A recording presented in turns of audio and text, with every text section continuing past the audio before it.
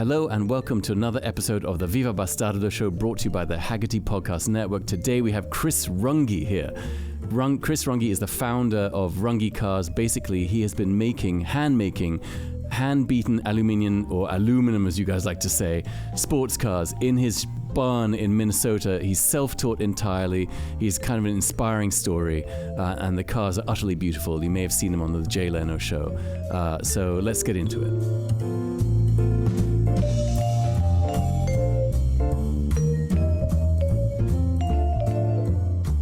We're good. We're recording, man. Okay, we're live. No pressure, of course. Yeah. No, I messaged on Instagram I was like, man, how? I know. I just saw it now. I'm sorry. No, it's good. So look, man, thank you, Chris, so much for doing this. So I think before we disappear down the rabbit hole of, what you do and your various obsessions and how it all started, we should talk about, well, who you are and what you do. Yeah. So do you want to give the grand heraldic fanfare, or do you want me to do it? It's always awkward talking about yourself, but if you want to do it, you're more than welcome. You do it, and then I'll tell you if you're wrong. All right. So you've been basically building custom cars from scratch. This is the executive summary. You've been building custom cars from scratch in your barn in Minnesota for the last 10, 12 years. Yeah. And so what's interesting, man, is that when I sort of listened, before I talk to someone, I stalk them a little bit on the web, and I listen to interviews they've done. I've been standing outside your house for a couple of weeks. I don't know if you noticed. That was me. We saw tracks in the snow. We didn't know who it was. That was me, man. Sorry, I didn't mean to alarm. But what's interesting is that when you look back from your vantage point now, it seems to me when you look back at all the things that have led you to this place, that it's all a series of entirely unplanned incidents. But somehow it seems like it's almost a foregone conclusion in terms of where you are. Yeah. That's really well put. It's and it's weird for me to be in the position because I admire people, greatly admire people when you're watching people do what they're born to do, and I feel like that a lot. And I don't say that arrogantly. There's something that just feels so right about what you're doing. You know that you're not supposed to do anything else, and all the steps that led you there. It's a really weird place to be, and it's humbling. Well, it's interesting because it's a kind of a paradox, because you feel like you're doing exactly what you're meant to be doing, yet everything that led you to this point seems like almost like an accident. Like, for instance, there's this interesting story about you buying this car, a 912 from this woman in North Dakota, and her husband had died, and he had all these barns full of equipment, of like metal shaping tools, etc., and that was that. Do you want to talk about that a bit? Yeah. So when I lived in Florida, I had a business there from 2007 to 2013. By 2009, I had that business up and humming along. And so we moved back to Minnesota in 2009. To buy our house here, I sold what at that time was my favorite car, 69 912. And you know what you do with your cars. You go through and make them exactly how you want. And I just had this thing so dialed. So in 2011, I'm always on the hunt. So a couple of years later, 2011, I see an ad for a 67 912 on Craigslist. And it was posted, you can see when it was posted. It was like minutes. And it was, I don't know, I think it was a couple $1,000. It was really cheap, which usually means it's completely thrashed. But so I called it. I was the first person to call it. It was the classic scenario, the little old lady. And I've learned over the years to always ask, is there anything else that you want to sell that you might have laying around? And she took a deep gasp and said, my husband left so much junk in our barns. And she went on to tell me he had one of those. Which the moment you heard that must have been like, you were like, junk? What junk?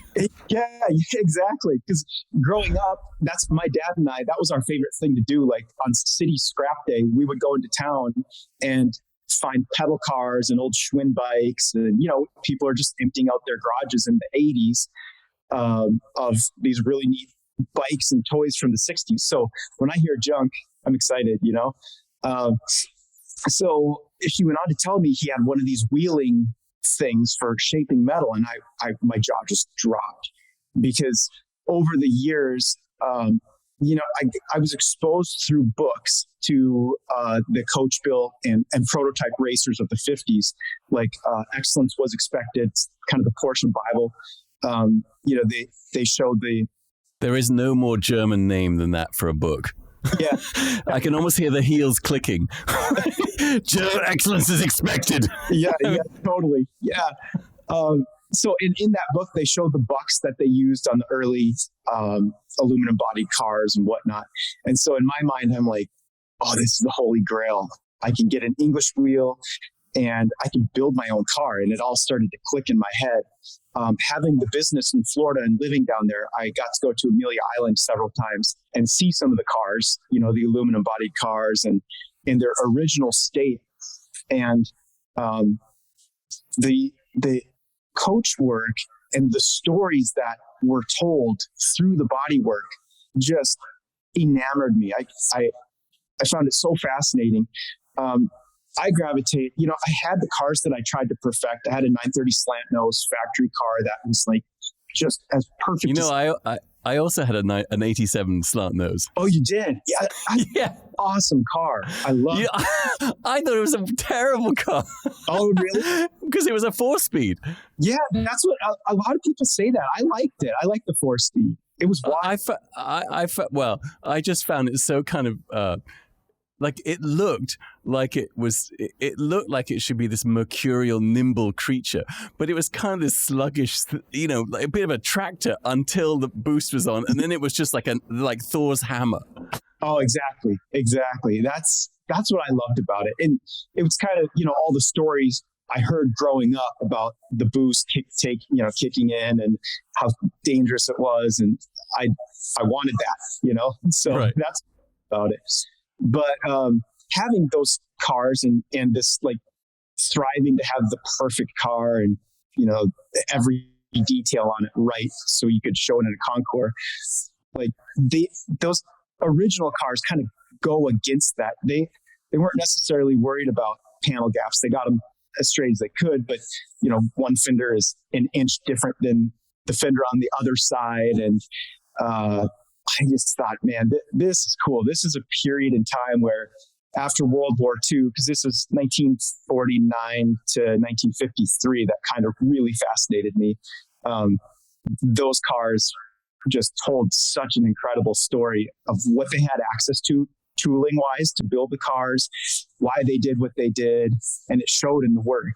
And it was just so different than trying to make a perfect concrete. It sounds to me, well, I feel like you're actually quite a romantic, because what that is, it's a story of kind of triumph over adversity, right? It's a story of minimal resources, but a desire to make something extraordinary despite what little you have. And I feel that in some ways reflects how you started. It does, exactly. And I think it goes back to watching my mom and dad grow up. You know, my parents got married when they were 16. My mom was pregnant with my brother, and they've been married, it'll be just 49 years a few days ago. And I watched my dad, like with just passion, take everything he could find and make it better than how he found it. That was like his thing. He saved up and bought this old farm where I grew up and built my first car. And it was just an ongoing process of making things better and better and better and making it out of nothing, you know? So it's kind of in my genes, in my blood to take that approach. I think we should just clarify for I'm not sure I was very articulate in describing what you do, because you build cars from scratch for people to order. And they are hand-beaten aluminium or aluminum bodied cars that are kind of a synthesis of, I don't know, like so many design ideas from almost from the 30s through to the 50s and the 60s, in terms of, like, you know, 356s and and Spiders and bits of Mercedes and bits of Jaguar, and also, but they're all, you kind of absorb them all and then excrete out a Runge, which is not the nicest way of saying it, but but what you produce is this thing that's yours, that is reminiscent of other things, but is still yours. Yeah. And they're all hand beaten and everything is. Do you work on your own in the shop, right? Or do you have your kids working at subservient prices? My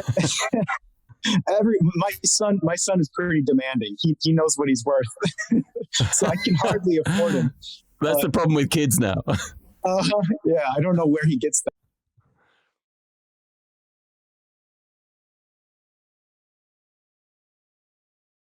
My son didn't have a lot of interest in cars until when he turned 16. A couple of his buddies, and thank God this is happening in the world today, a couple of his buddies got into cars and started rebuilding their engines and souping up old pickup trucks. And my son found a $500 BMW E21 and restored that. That was his first hot rod, and he's just hooked. So he's, in my opinion, kind of helping him fund that restoration is worth its weight in gold. Because when a kid is passionate about developing those skills, they don't even know they're developing them. They're just all in, right? And I see that as like, if I were to say, hey, I want to send you to mechanic school, he'd be like, but if I say, hey, I'll help you restore the BMW, you pay me back, but I'll help you get it going. And then he's all in. And so he more in the last year that he can apply helping me in my shop than he would probably learn in 4 or 5 years, in a trade position, trudging along, fixing Buicks or whatever, So let's go back a little bit to let's get some order here, Chris. Let's go back a bit. You in 2012, you meet this woman from North Dakota or South. Is it South or North? I forgot. South Dakota. You buy the 912. You get all these tools from her late husband. Yeah. And the thought is what? The thought is I'm going to make a car for myself. Yeah. Yeah. And do you is there a design that's been you've been noodling in your head for years and years and years, or you say, okay, I've got all these tools, now I'm going to figure something out? How does that work? Also, I've loved cars my entire life, but I'm a total mechanical village idiot. So the idea of clearly the idea of making a car for you was not, it was entirely feasible for you. It was a thing that was I can make it, even though you didn't know if you could make it. Yeah. So I got the tools, and in my mind, I was like, I gotta make something. I gotta learn how to shape aluminum. I wanted to experience what the old privateers with their home built, the Eigenbau racers, what they experienced. So I buy all these tools and I buy the 912, bring them back to Minnesota. And I started looking at chassis. What could I use for the underpinnings to put this on? Because I didn't want to entirely recreate or create my own chassis design. So I started with a Volkswagen pan was what I had first intended to use. And there was a special that was built in the early 50s, and the name escapes me right now. It'll come to me. But they basically cut up a VW pan and rearranged the position. So it was still rear engined, but the nose was super long, and the car was absolutely beautiful. It was found by the guys who run the prototype museum in Hamburg, if I remember right, in the early 2000s in a barn in Norway or something. So I had this idea based off of that. So if I took a VW pan and I cut it the way they did and rearranged the seating position, and it just got overwhelming. I had the pan.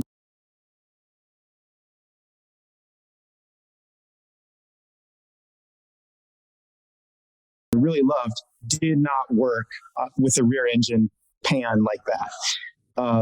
So in the early 50s, the Volkswagen platform was used for numerous, maybe not numerous, but several really cool home-built racers.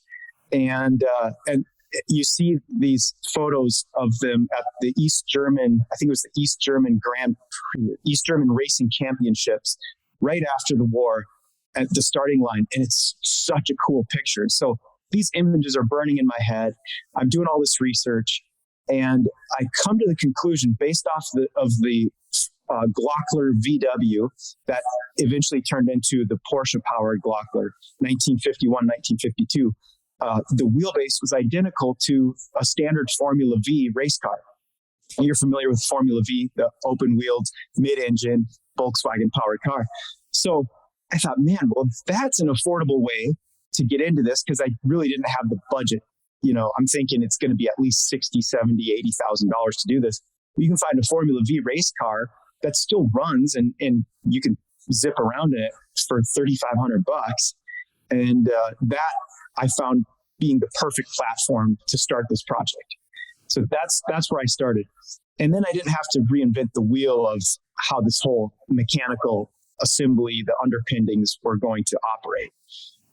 So I found but then so you have the Formula V chassis, and then so then how do you go about making something, designing the thing? Like, did you initially want to sort of copy something that you loved, or did you always want to design something that was yours?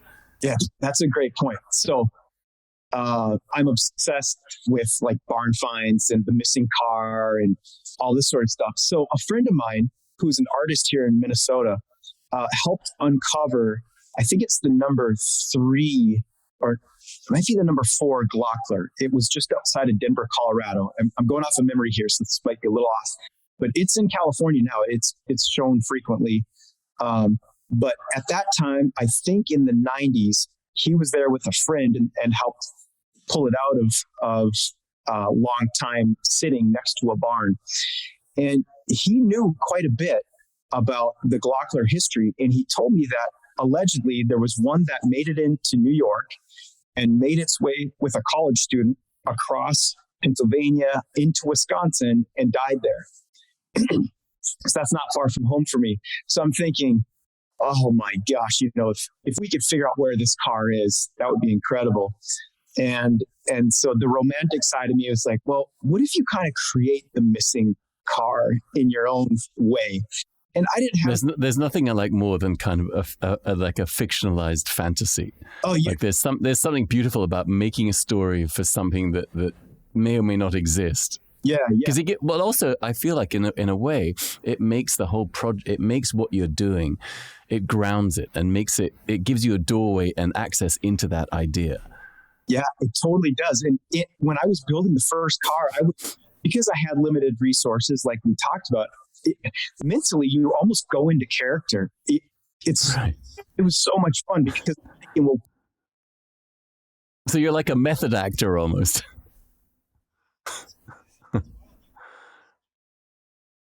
Than something that's shown on screen as an actor, you're physically creating something with art. And I don't like replicas. I'm not into the replica thing, especially something that's so iconic, with the design of these early cars, the 550 Spider and all this stuff.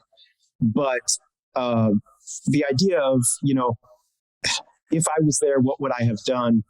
That's kind of what drove me along. And then you're opening the history books and reliving that excitement that I had when I was a little kid and learning this craft. I didn't know how to weld. I didn't know how to shape. So I'm watching videos and friends are coming over and my buddies are like, dude, you got to put this thing on the internet. People would love to see this. And like, no way. I don't want to put up with all the haters. But it's kind of interesting. The response when I did start sharing photos, I had guys who knew a lot more than me reach out, loved what I was doing and my passion for it.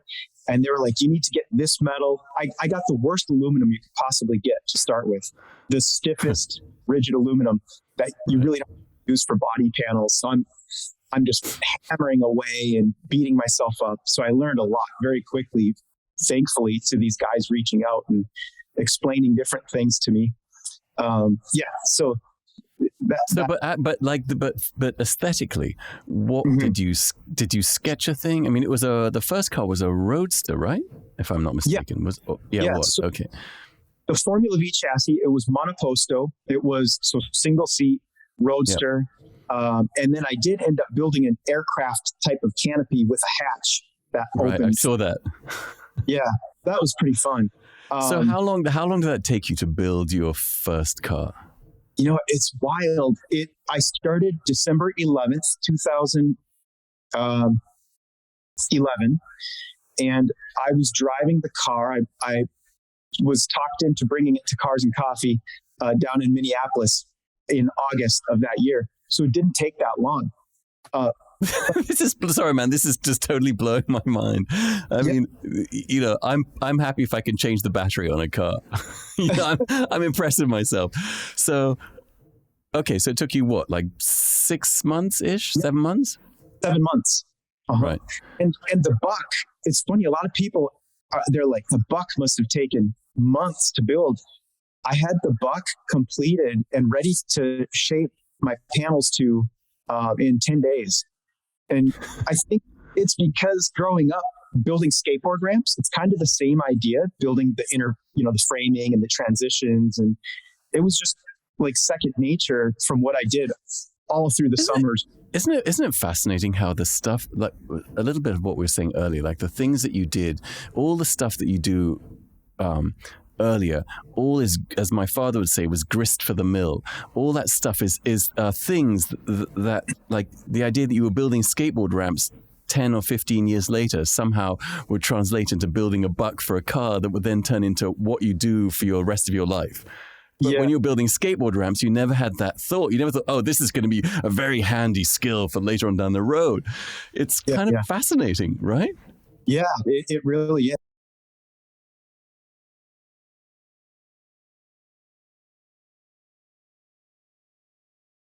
Man. So the cars that you've made, one of the sort of, I guess, signature Runge things is this kind of hand polished I always want to say aluminium, and I realize everyone's going to make fun of me, or no one's going to know what I'm saying. So aluminum, but wasn't the first car was painted? Am I wrong? Or So how did you? Sorry, go on, man. Yeah, so the first two cars were painted, and that was a special thing. The first car, I was thinking about leaving it in raw aluminum, and that car, I mean, what I learned, I welded that car with a MIG welder, and I don't know if you're familiar with this process, but it's a wire feed welder. You can weld one inch at a time before it blows a hole through. So I'm just struggling. I'm just for a couple seconds laying a bead, and so this gives you an idea of how the bodywork was done. It was challenging, but those challenges made me I think a quicker learner when I got better tools, because I knew what not to do. So my uncle, who he's since passed away, but he was probably one of the biggest car influences in my life. He was into hot rods, and he was kind of, if I was into something, he'd jump alongside me and be into it with me. And he lived right down the road from where I built the first car, and he would stop by and tell me what I was doing wrong and just harass me. And so he's the one who he said, bring this down to my shop and let's paint it. Let's do this. So, and it was cool. I mean, the paint turned out beautiful, and that process with him. So we bring it to his shop, and he's an HVAC, plumbing and heating guy. So, I would get to his shop at about 6:30 in the morning, and he would already be leaving for work, but on the car, he would have notes all over it, magic marker that I'd have to sand off. I won't cuss, but are you thinking? Why did you do this? You need to fix this. There's notes all over the car. And after a month. It's funny, actually. It's almost like you were writing a short story and he was your editor. Exactly. It reminds me of Finding Forrester, punch these. Remember that scene? Yeah. So he would come back at the end of the day, and I'd still be working, hammering and dollying and working the body work out. And eventually there was no more notes, nothing to complain about. And so we got to, prime it and paint it. And we did that with the second car as well. And that was kind of an interesting part of the story. I ended up showing the first car at Cars and Coffee in Minneapolis, and a gentleman from the area saw it and asked if I could build him a 2-seater. So after 6 months of going back and forth on how do you even price this thing, we decided to do that. So I bought another Formula V chassis, and then I started doing surgery, cutting the chassis apart, reinforcing it. Wait, hang on. Let's just go back to so you built this car for yourself, but when you built this car for yourself, you didn't have in your mind, you didn't think, oh, you know what, I'd love to turn this into a business, or did you? No way. Okay. So then you build this car in 7 months, which is ridiculous. Yeah. and then you go to Cars and Coffee, and some geezer comes up to you and says, "Hey, I want you to make me a car." Did you kind of were you excited by that? Were you terrified by that idea? Did it occur to you, oh, maybe I could turn this into a business? What was your feeling when this person asked you? I was excited, but my thought was, in my mind, I can't remember. We still had our business at that time, and had somebody running it. And I would usually go down for 2 weeks down to Florida, and then come back for a week and go down for 2 weeks. So it was getting to be a little monotonous on that end. So in saying that, like, I had to ask myself, well, do I have the time? And I kind of did, because I had things taken care of on the business side. Do I have the space? Well, I was building in my parents' barn where I grew up at the farm. And so I had to ask them, what would you charge me if I actually wanted to do this and make some money? So we worked out a cheap rent situation. And so my thought was, well, I could build one. And at the same time, more people were taking pictures of the first car and sharing them on the internet. And it was starting to, people were starting to write about this thing that I had built. And back to the idea of like starting a little car company. And I still feel this way to this day, that if I were to start out and say, I'm starting a car company, this is how much capital I'm going to need, these are the designs. Oof, that's tough, man. Most of those situations fail. They don't survive. It's such a massive thing. Do you find it almost seems like it's almost like you start that this is a result of peer pressure. You know what I mean? What I mean? Like the car is everywhere on the net. People talking about how great it is. And some guy says you have to make me one, and then you feel like you have no choice but to make another car. But was there?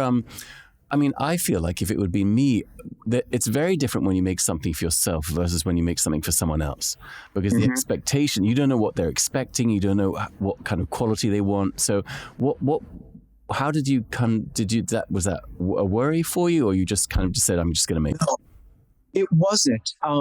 So that first customer, Jason, isn't much older than me.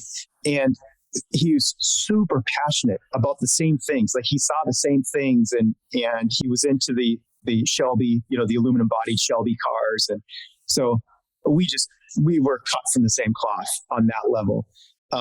And he dug into the history of the Glocklers and original badges. And by the way, the car that I was referring to earlier, now it came to me, it was the Romesh, Rometsch. And okay. So I've never heard of that. Yeah, it's called a Romesh Porsche. It's okay. Cool. And Jason was familiar with that. So we kind of dug into this history together. And so I wasn't nervous about that part at all, about the expectations not being able to provide. Well, I guess you're right, because when you're talking to someone who you feel thinks the same way you do, you feel then they understand they see what you see, and it makes it a lot easier. Yeah. Okay. And most of my builds have been that way. There's been a couple where you kind of have to bridge that.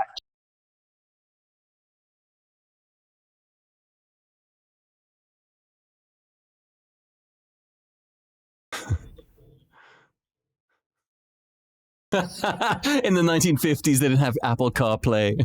Yes. Yeah.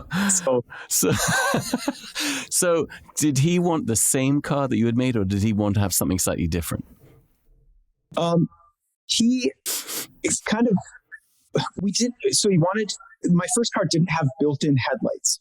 So he wanted headlights. So that changed the aesthetic of the shape of the demanding, man. So demanding. Yeah. I mean, Jesus, these people. Yeah. Headlights, turn signals. I mean, come on. Steering wheel, I suppose you wanted also.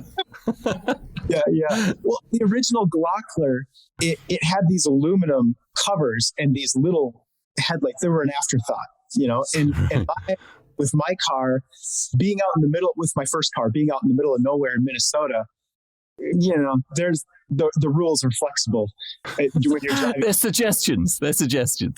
Yeah, really, they are. That's changing a little bit in the last since 2012 now, but yeah. We wanted headlights and a few things that kind of changed the aesthetic a little bit, and you could tell it was from the same. It was the same brainchild, from the same birthing place as the first car, but it was its own design and not really intentionally, but that's, I think, played into a unique factor of all of the cars that I've built, that each one is different, but you can tell they're from the same maker, I guess. Sure. Yeah. So you've built how many cars now? I was asked this a couple nights ago. So it's 14 of the cars that I've designed. And then I've rebodied 2 other cars that were existing, like race cars and that sort of thing. So, and I was looking at the most recent one you were doing, the Leno, is it? Yes.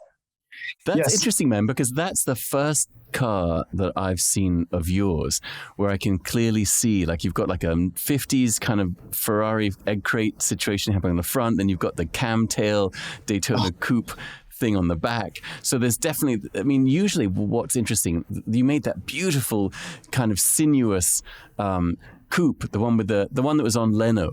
I mean, that must have been a surreal experience going on Leno. Yeah, that was incredible. And the coupe that I had on there, that was the first coupe that I built, and it was a gull wing.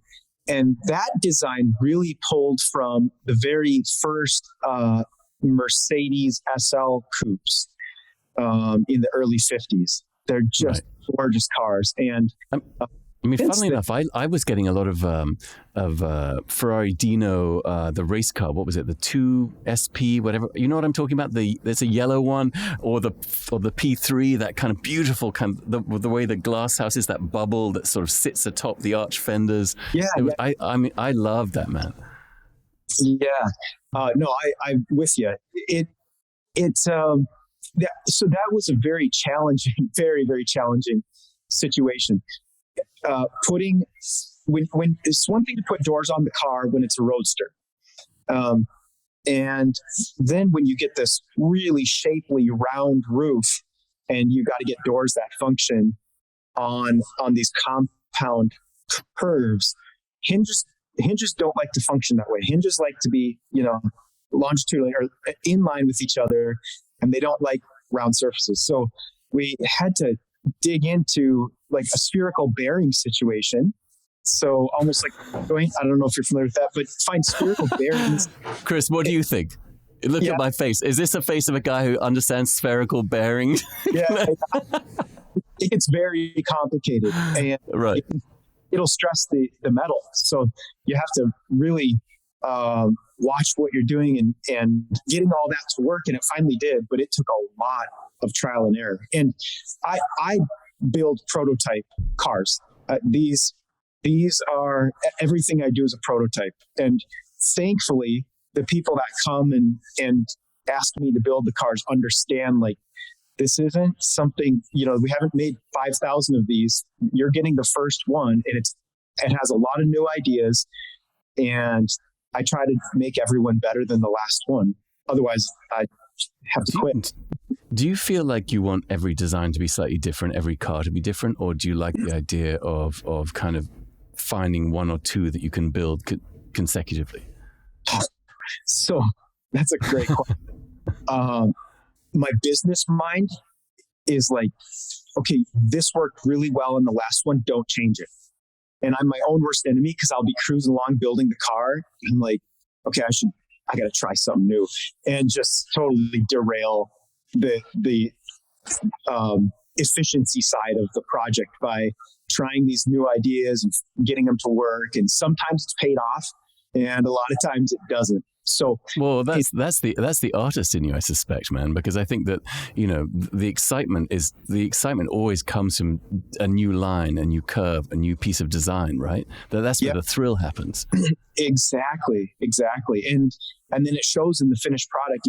Someday, I hope that all my cars can be lined up. And this is part of the reason, going back a little bit, that from car number 3 on, they've all been raw aluminum. Because between number 2 and then when I was asked to do number 3, and he said, "What do you think about raw aluminum?" I thought, "Oh man, okay. You know, a lot of people use paint to hide shitty work." Yeah, that's like being naked, raw aluminum. Yeah, exactly. You're totally vulnerable, for better or for worse. And I thought, it kind of goes against the grain. Again, why I fell in love with these cars. It goes against that perfectionist grain. And where I was at with my life and growing up, I was a competitive athlete. So you had to try to be perfect. And I was just like, man, the perfection is in this story of this journey, right? Of learning the craft. And so I agreed to make number 3 raw aluminum and just make the best I knew how to make it. And then now the cars, I think, show the journey of my, my path in metal shaping and learning this craft. And I think it's kind of cool. And if they're all lined up someday from start to finish, I think it'd be pretty fascinating. Hopefully I'll be around to be able to see that because the cars are all over. Well, the raw aluminum thing has certainly become like a signature look for you. Has anyone ever said, "Could I have mine painted?" And what do you say when they ask that?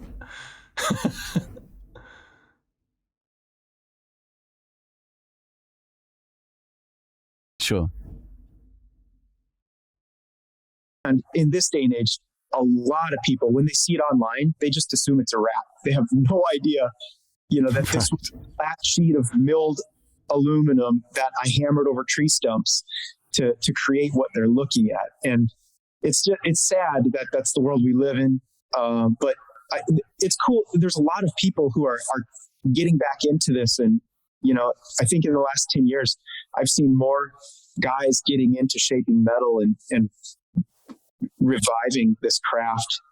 Do you look back on some of the early cars and kind of cringe at some of the things you see, or not? Yeah, I look at my cars. It's so challenging. I see. I've had to learn to accept, where I was at and what I knew how to do and where my skill set was. Just learn to accept it, because I am my own worst critic.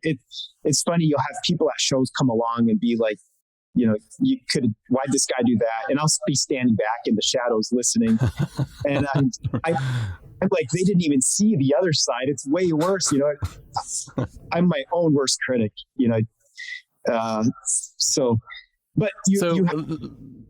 sorry, go on, man. Go on. Yeah. You have to learn to accept yourself. And that's been a good part. Like personally, the personal growth that's gone on for me has been massive doing this. It's as much about the personal growth as it is about just the finished products. Sure. It really is. I often feel like, that not knowing anything about a new endeavor is a strength rather than a weakness. Totally. I mean, because if you know what you're about to get into, there are so many daunting challenges that you probably wouldn't. But because you know nothing, it just seems like, just do it. Yeah, it's pure bliss. And you're running on passion. And, like I said, my welder, using a welder that really you shouldn't use, but making it work. And people come along now and say, and I say this humbly, but they'll be so talented. You have this gift. And in my mind, I'm like a stubborn, hot-headed, German-blooded fool who I would angrily beat panels and wheel and beat them. But yeah, you can call it talent if you want to. But to me, it's just a lot of determination. Sure. And I think that really what drives it is that this is probably the hardest thing I've ever tried to do. And I just didn't give up.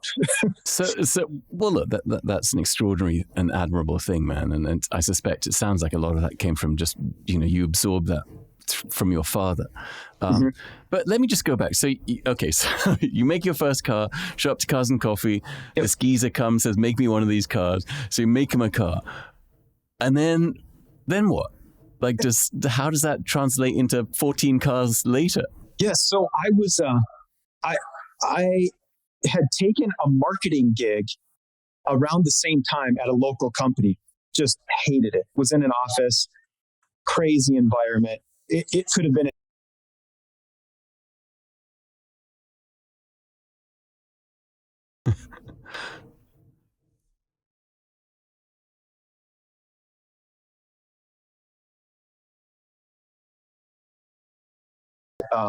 build this car for Jason.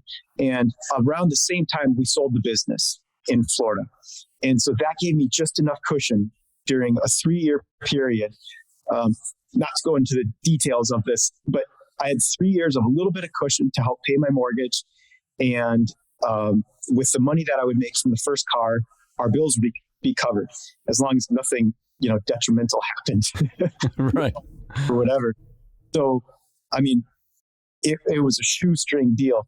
And then I finished the first one. And as the first customer car, as these articles came out, my buddy who runs Cars and Coffee, I got to be pretty good friends with him after showing the car there. He set up some photo shoots for the 2 cars, number 1 and number 2. And these photos just turned out beautiful. And so the gentleman who commissioned number 3 saw them online, and his father raced in the Carrera across Mexico back in the 50s and in like an Oldsmobile or something, some big boat. And so he was a good fit for the third car and asked to have it in raw aluminum. And so that one, the cars started to take longer and longer as I learned more details about how to do this craft. Now I think about the first one, I don't think I could build a car in 6 months. It's just not possible. All the details you need to cover. And so how long does it take to build a car for you now? Now, if I were to build the Flyer, that's what I call that first body style, the Flyer, I could probably build one in 12 months. Yeah, start to finish. So do you have a waiting list now? Yeah. I have 4 cars client cars that I'm working on in the shop right now of my own designs. They're 2. I have the Viper, the Leno. That started as a Viper, Dodge Viper of all things. Right. And right. 2 of my current designs, and then another new design that we're doing. Oh, I'm interested to see what that is. Is that all top secret? Not entirely. It's such a top secret-ish. Yeah, well, it's a neat situation because this customer, he's so excited about this project, and he's excited about my son starting to come in, that he's kind of started just dealing with my son and telling my son Finn. Even this weekend we saw him. He said, "Finn, just do what you want to do. Design the car." So at 17 years old, my son is working with my client to design based on the Abarth Carrera GTO, but in a spider form. They were never built in a spider form. So that's kind of loosely what we're thinking, but, pulling it entirely Runge based off of that, our own style. So my son has started to lay out the templates for building the buck, and he sat back and drawn out the shapes in full scale on the chassis. It's been cool, man. Really cool. Man, that must be utterly glorious to see your kid just kind of get into the thing that you're into, and presumably be really good at it too.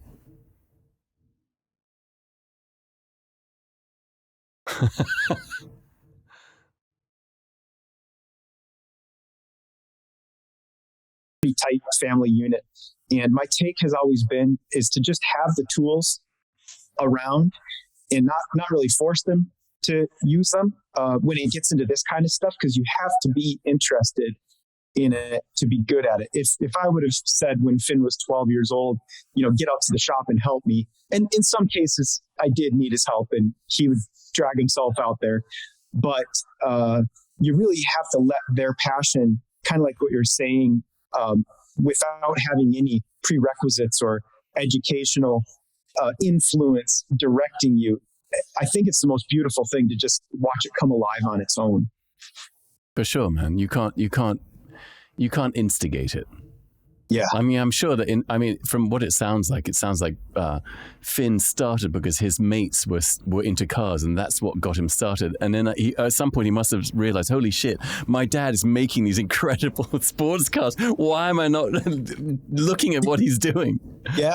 Yeah. And with the Leno project, he's really started to chime in and give his opinion and stand back and look at it and point things out that he suggests. And it's just funny. It's so funny. A kid that was not into cars 2 years ago, he was hunting and fishing and snowboarding, and now he's here giving suggestions on how to make things. Right.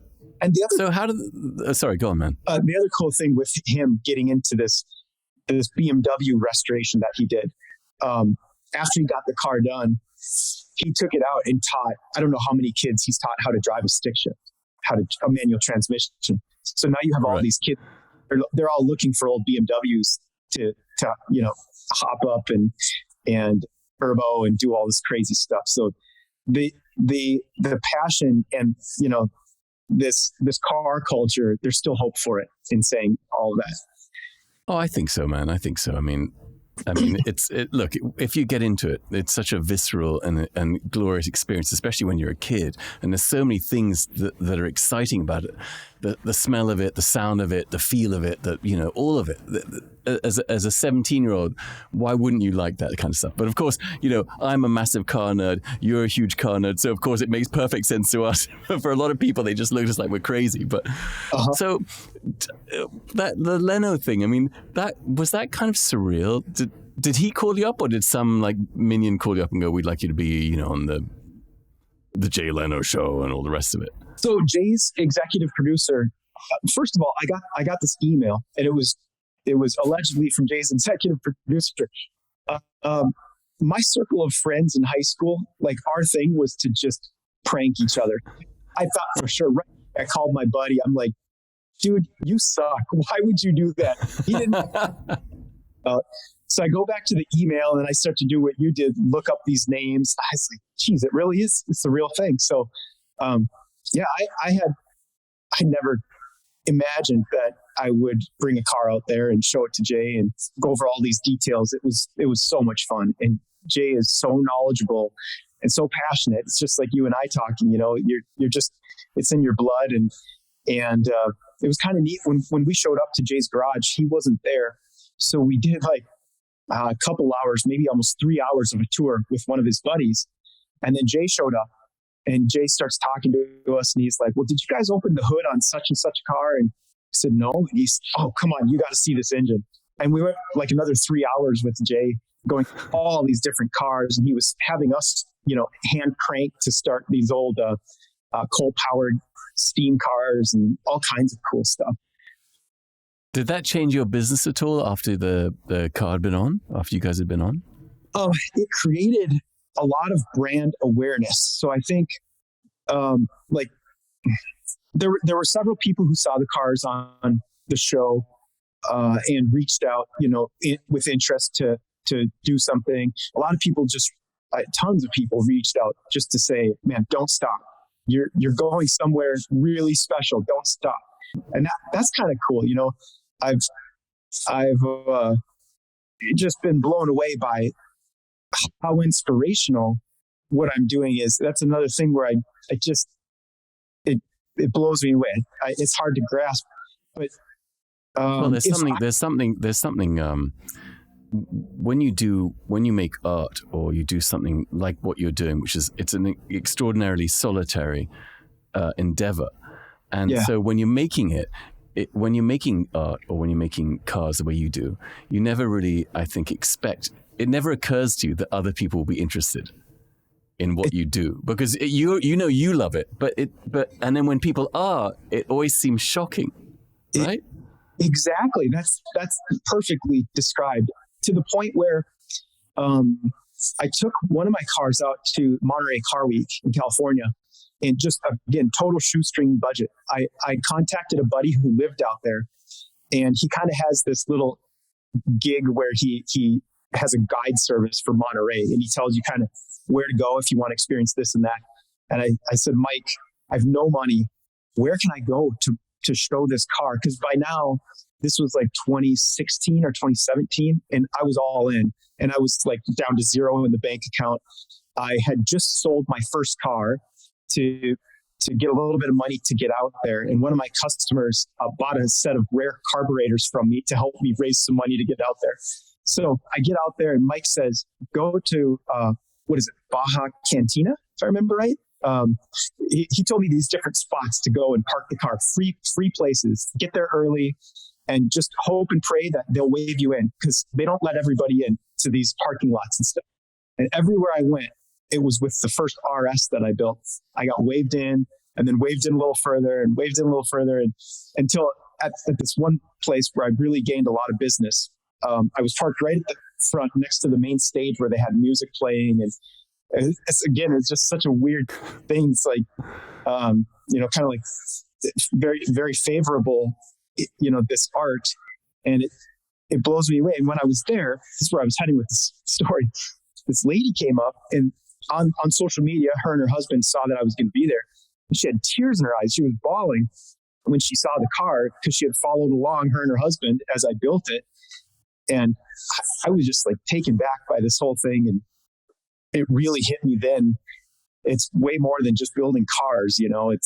It's I don't know what it is, but there's more. Well, look, I think that you've done something kind of amazing, and also it's almost like this Homeric Odyssey, like this. It's like Greek mythology, man. I mean, there's this guy in a shed in Minnesota. He's just doing it all from scratch. Like, it's inspiring to people. Yeah, it's not some rich geezer commissioning a famous Italian coach building house to make him a car, and it's going to cost him $7 million, and he has to provide them with a Ferrari, Enzo as a base, or whatever it happens to be. It is really a beautiful story, and it's a particularly American story, really. Yeah. It's funny you say that. My mother-in-law sent me. I think it was a link to a Cadillac commercial, how Cadillac started in the home garage. She was all excited. She's like, this is just like you, the American way. It is. I mean, look, it's I think in a weird way, it's a story that the country needs now more than ever, because, there's such I think that, I mean, not to get political, but I think we've forgotten a little bit about the things that America can offer. Yeah. And you are one of the things that America can offer. This idea that you can kind of make something from nothing is such an American idea. So it's beautiful to see it, man. Yeah.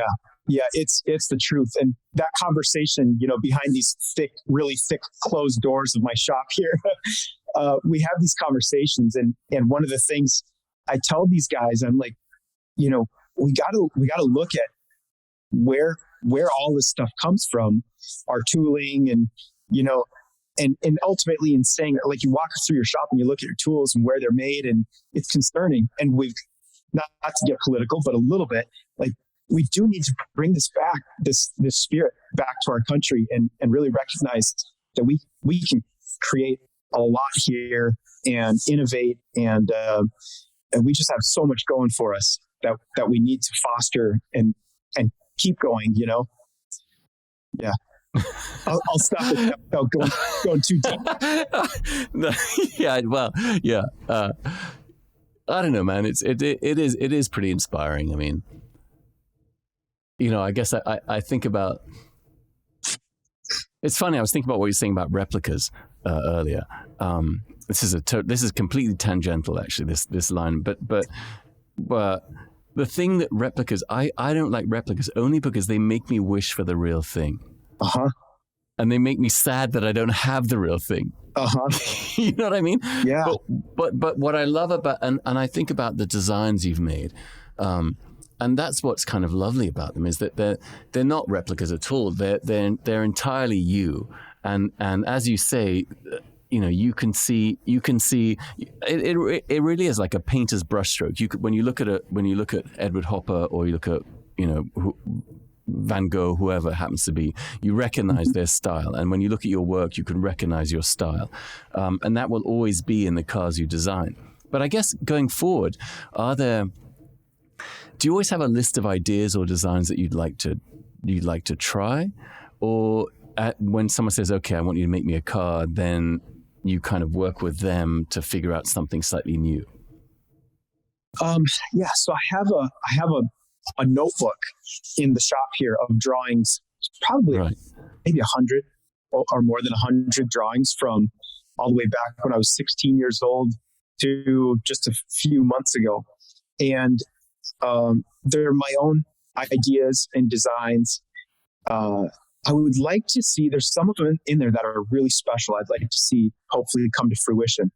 And then, and I do like this newest one that my son Finn is kind of working with. That customer and I went through a lot of those and pulled those out, and we have them sitting by the chassis as starting points.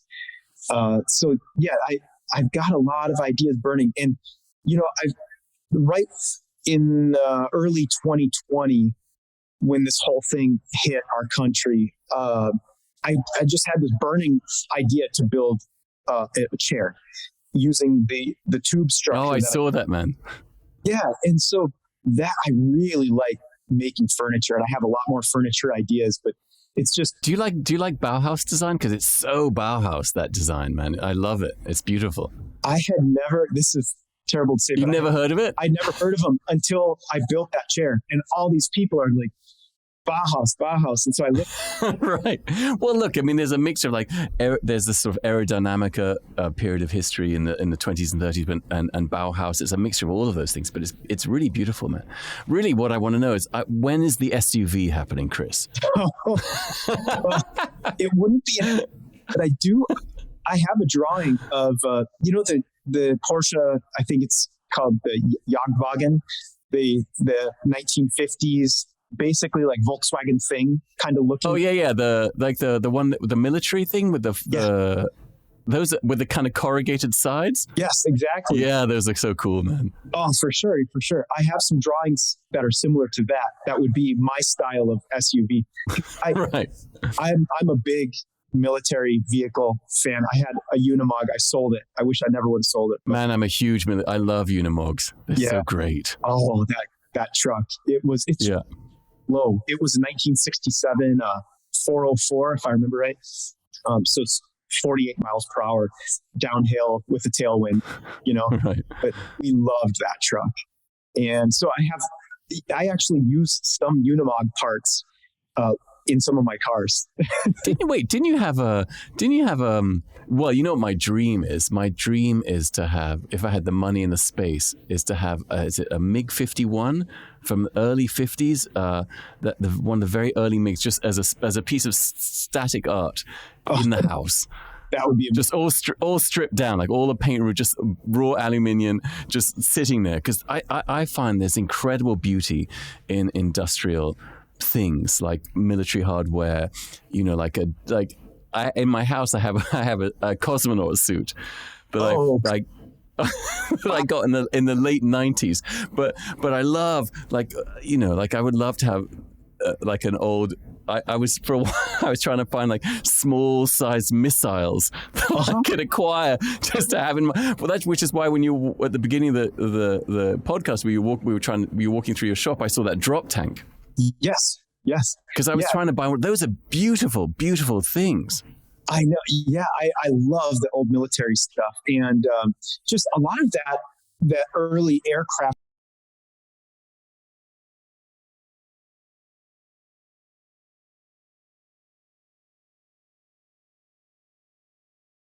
Wait, sorry. I was going to go back to. What, didn't one of your cars have a MiG gauge in it? Has the clock out of a MiG. That's so great, man. Are you not tempted? You see, if this was me, I would say, can we not have more MiG avionics in there or gauges in there or something? Is that not a tempting thing? Oh, for sure. We did actually. I just recall in that same car, we used the magneto start switch from the MiG as well. I rewired it to operate as the ignition. Oh, Yeah. that kind of stuff is amazing. Oh, I love that stuff. Yeah. And we used all the switch gear because that, I didn't see this earlier with my number one car, building that canopy for it. Just the feeling like you're in an old fighter plane. Part of me wants to get my pilot's license and go down that rabbit hole, but being on four wheels on the ground and still getting a little bit of that is a safe place for me. And that's what I wanted to experience with my first car. Right. Yeah. I know it's so funny you talk about the pilot's license thing. I've also been kind of vaguely low-key obsessing about that for the last year or so. Yeah. But then I keep looking like, okay, so if I got my pilot's license, could I buy a Spitfire? I go right out there, or could I get like an early MiG, but I suspect if I was you, then it would be fine because I would figure out how to make it work, and I'd make the parts myself to fix it, etc., because I'm me. I wouldn't know how anything works, so I'd have to have some geezer who would fix it for me. Yeah. Oh man, it gets expensive really fast. Right. There is such extraordinary beauty though in the early 50s jets. Just the kind of industrial design of them is amazing. Yeah. I take a lot of my influence from that, and it's kind of neat. There's air shows around here with a lot of warbirds, and I've become friends with a guy who restores and has his own collection of warbirds. So I'm able to go into these places and just kind of take it in and take pictures and get all sorts of ideas and influence from that era and design idea. One of my secret kinky fetishes, if I was is exposed rivets. Yeah. On cars, like on a car. But I mean, I love that on the early airframes, but on cars, it's such a beautiful thing, I think. I mean, I know that's aerodynamically not so great, but who cares? It looks so good. No, that's my first car. I designed it so it was basically three sections: the tail, the fuselage, or like the cockpit section, and the nose, and they're riveted together with exposed rivets. Right. The entire tail on the first car, and actually number two as well, was riveted panel by panel. I was almost wanting, because I didn't know how to weld, I was wanting to rivet everything together, just shape these panels and rivet everything instead of welding the seams, which I may still do someday. I think. Listen, man, if I ever ask you to make me a car, man, it's gonna be Rivet Palooza. I would love it. I would love it because there's just something really beautiful about seeing that on a car. Mm-hmm. Like, you look at like the C types, the D types, the way you see all the rivets and stuff. It's just, I don't know, and then I don't know what it is about little details like that for me that just I find utterly beautiful. Maybe it's, I guess, because it's such it's the craftsmanship is so visible in a way.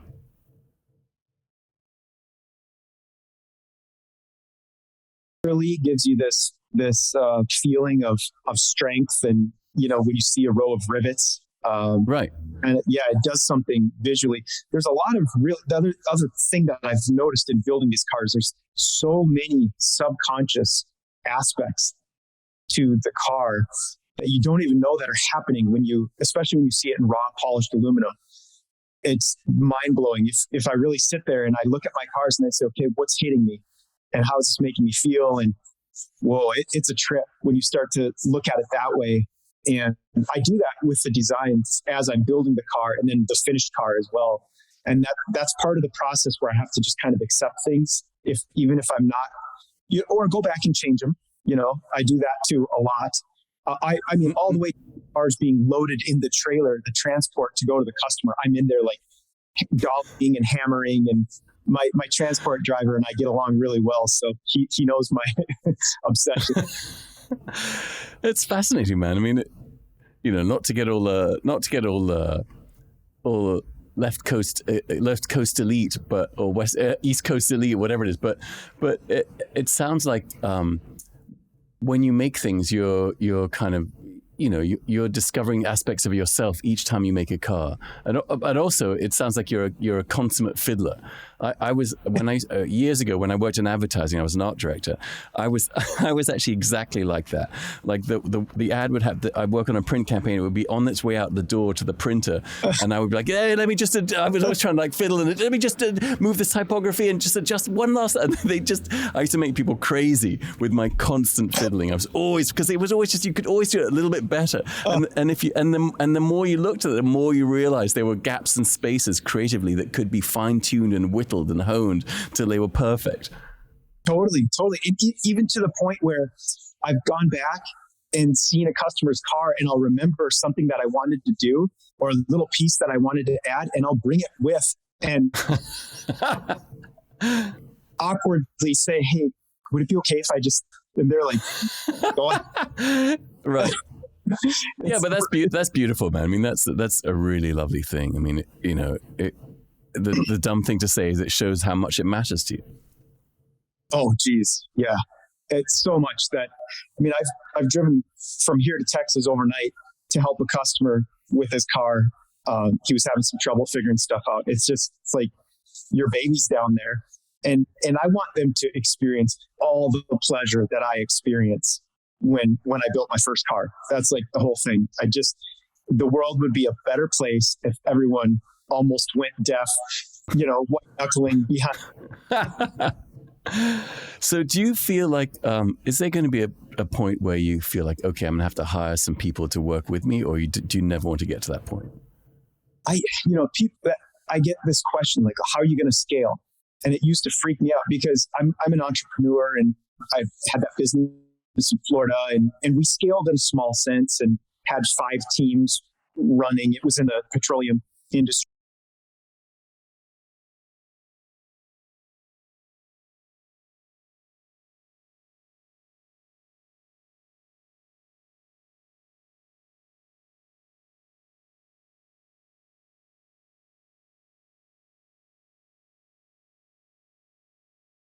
Need the right people to show up at my doorstep because I don't really know who to hire or how to do this. And I hadn't really hired anyone. I had some buddies that would come in and help from time to time, and it's been awesome. They still show up, guys show up and give me a hand. But I'm still, like today, I'm here flying solo. My son will come in and help probably later in the afternoon because he's still in school. But maybe you don't need to scale. Well, so yeah, that's where I was going with that. I had to accept that, you don't always have to scale. You can raise your prices because ultimately when you scale, the bottom line is you're trying to make more money or at least stay in business. And in this, as an artist, it's very exclusive. Not everyone loves what I do. That's a good thing. If everybody loves what you do, it turns into McDonald's or whatever, I don't know, something like that, where it's just this mass market thing. And you need people to hate what you do. Because when people hate what you do, I think Elon Musk did this with the Cybertruck. Like, people loved it and hated it. And people are still arguing about it online now. And that kind of controversy, I think, is good in an artistic sense to a degree. So I just thought, well, I should try to charge more if I can, and just see, where the ceiling is. And slowly I've been doing that. I've had to do it, especially as you get more meticulous. The 800-hour build that was the first car is now usually a 2,000 to 3,000 hour build. And, my wife and I got a cup of coffee yesterday, and it was $8 for one drink. Everything getting more expensive, so we had this thing where having a huge team, I think, would be kind of cool, or having a team would be cool. And I just don't want to scale and get really big. So there's a balance in there. And in saying all that, I have a guy coming from California this week who just showed up pretty much on my doorstep and said, I'm moving to Minnesota. I said, why? And he said, because he wanted to be in Minnesota. His family's moving from California here with him, and he wants to learn how to shape metal. And got to know him a little bit while he was here, and I think he'd be a great candidate. And my idea is not to have I mean, if somebody wanted to stick around for a lifetime and see this whole journey out with me, that would be awesome. But I've always thought of this place, this building that I built here, as a think tank and a jumping board, basically, a launch pad to get people where they're supposed to go, you know. And if I can help people achieve that, that's it, man. That's what it's all about. Well, I think you have Finn for that. Oh yeah, for sure. I suspect he will be taking over at some point. I think he could, yeah. And my daughter's, you know, she's upstairs. I have my interior, all my sewing stuff, and she's making clothing up there and designing bags and luggage. And so who knows where this could go. Maybe I should talk to her for my own clothing brand that I'm running. I need some help. Well, look, man, it's been such a joy talking to you, Chris. Honestly, man, it's been a real honor, and I don't know, man. I mean, you know, I just admire what you do, and I love your kind of. This is the awkward bit where I say all these nice things, and you have to be all humble about it. Are you ready?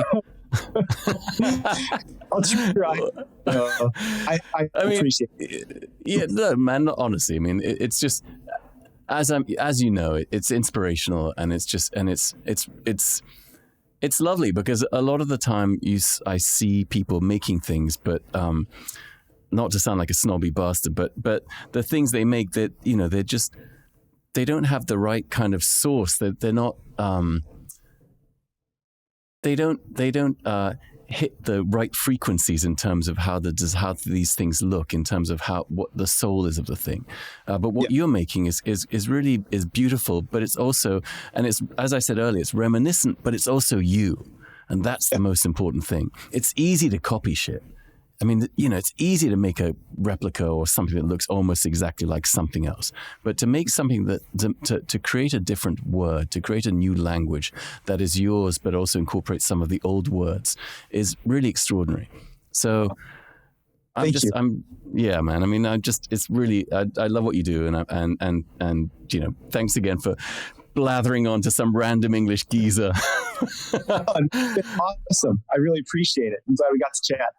Yeah, man. Do you ever come to New York? I Never. A long time. No, I used to fly in there all the time when I snowboarded in a different light. Yeah, going up to Burlington, up in Vermont. Right. But yeah, there's a couple of shows out there. The Bridge. Oh yeah.